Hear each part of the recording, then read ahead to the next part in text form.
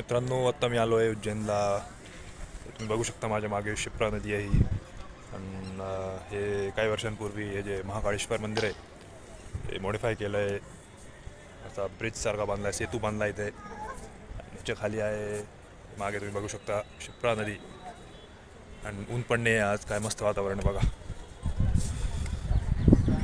महाकाळेश्वर मंदिर त्या साईडला आहे.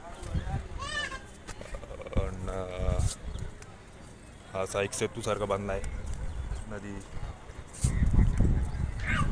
खूप उत्साहवर्धक वातावरण आहे, मस्त वाटतंय. खूप प्राचीन मंदिर आहे हे. आणि